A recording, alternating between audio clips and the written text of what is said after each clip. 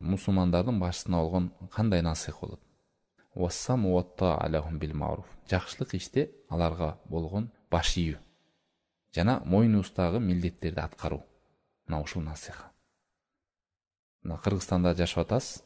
Мамлекет башчылары түзгөн түзүмдөр, буйруктар шариатка каршы келбеген жакшылык нерседе баш ийиш керек. Ар кимибиз мисалы ал жерде иштейбиз. Бирөөбүз инженер, бирөөбүз врач, бирөөбүз мугалим, бирөөбүз дагы бир жерде. Ошолор өзүнүн милдеттерин так аткаруусу. Мамлекеттен бекитип бергендер бар. Бирөө зарплатада иштейт, кечке телефон чукулуп отурат, иштерин баары топтолуп атат, аткарбайт, ичип келет, эрте кетип калат. Бул өзүнүн ишине кыянат кылды, насыйхат кылган жок. Мамлекет башчыларына болгон жакшылык кылуу насыйхат. Бул аларга жакшылыкта баш ийүү.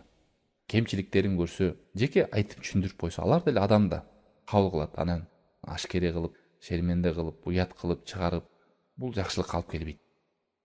Адамдар аркылуу айтса, бирөө ката кылып алса, жазуу түрүндө, же бирөө адамдарды ортого салып, же сунушу бар, пикири бар, же бир кемчилигин көрүп атат, аны элге жарыя кылбай эле, мындай эле айткан жакшыраак. Сиз деле бир кемчилик кылып алсаңыз, жеке айтып койсо жакшы да. Тууганым, сизде мондай жериңизде ката бар экен, сизге жакшылык каалап айтып атам. Дин деген бул насыйхат, жакшылык каалоо дин деген.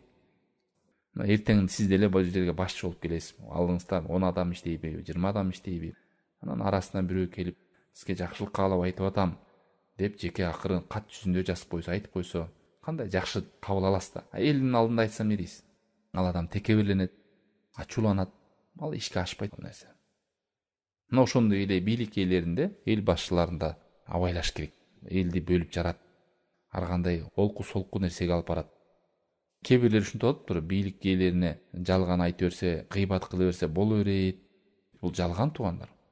Саясатчыларды сүйлөй берсең эч нерсе болбойт, алардын аброю адал бизге дегендер бар экен.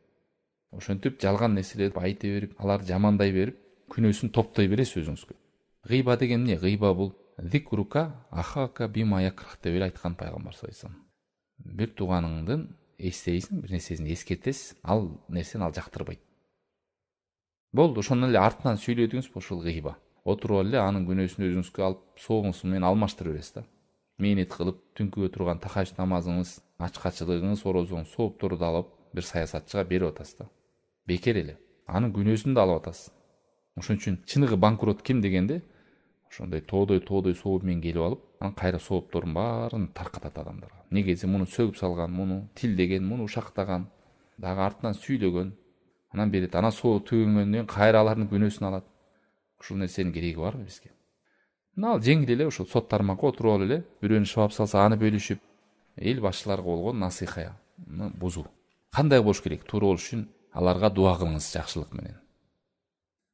Кемчилиги болсо кат жүзүндө жазыңыз. Адамдарды ортого салып айтыңыз. Фудайл ибн Аят айткан, эгерде менин жалгыз бир дуаң бар, ушул кабыл болот десе, ушул дуаны кимге кылат элең дегенде, эл башчыга кылат элем деген. Караңыздар, мурунку алымдардын фикх түшүнүгү андай болгон. Кимге кылат элең дегенде, эл башчыга кылмакмын деген. Эмнеге десе, себеби эл башчынын оңолушу менен султан, падыша оңоло турган болсо, адамдар да оңолот деген. Андагы болгон ийгилик бул элдин ийгилиги. Кээ бирлер дуа кылсаң, бул кошаматчылык болуп калбайбы деп ушинтет. Жок, андай эмес, кошаматчылык эмес. Аны барып алып көзүнчө дуа кылбайсыз да, сиз намазыңызда дуа кылыңыз, намаз бүткөндөн кийин. Мындай кол көтөрүп дуа кылганда кылыңыз. О Аллахым, элибизге, жерибизге тынчтык бер. Бул биздин бийлик ээлерине хидаят бер, тауфик бер. Себеби дин деген эмне? Дин деген бул жакшылык каалоо. Аллахка болгон жакшылыкты түшүндүк. Кандай кылып каалайт экенсиз? Аллахтын китебине, пайгамбарга болгон жакшылык. Анан эл башчыларга болгон жакшылык кандай болуш керек?